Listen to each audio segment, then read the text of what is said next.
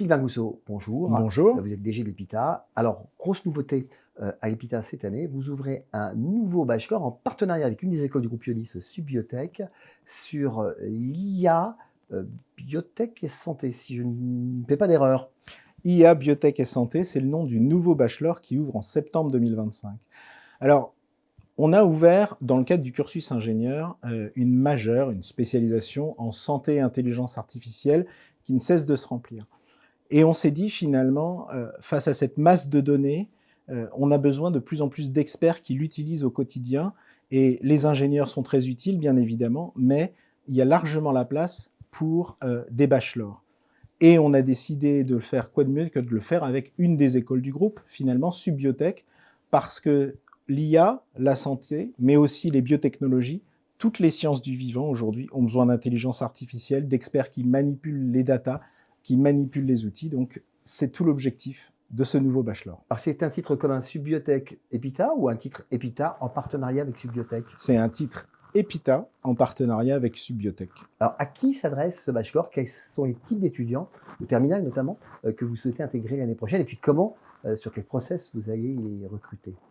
Alors, aujourd'hui, l'EPITA reste une école d'ingénieurs, donc solide socle scientifique. Donc, on va continuer de recruter finalement des élèves de terminale qui viennent des terminales générales avec un bagage scientifique, mais également des terminales STI 2D et puis des terminales STL qui sont tout à fait disposés finalement à embrasser ces bachelors. Ce bachelor, c'est le mélange entre un technicien de laboratoire et un data scientist.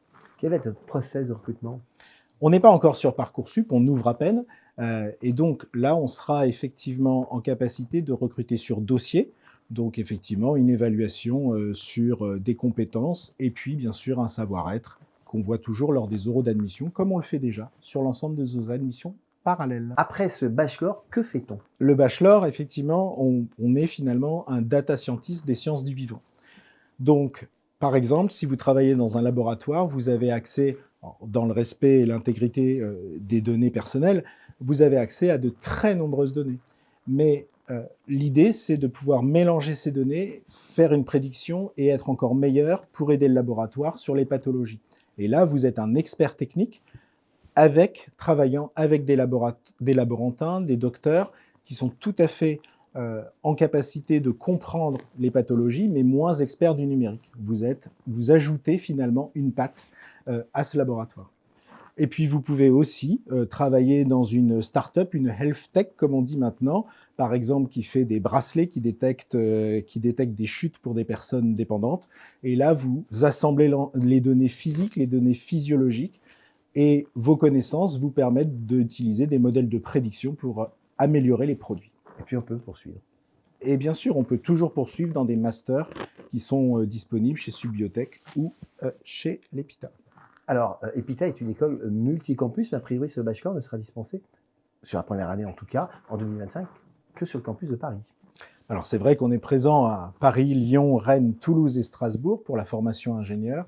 Et là, on l'ouvre dans le berceau, là où il y a la majeure IA et santé de la formation ingénieur.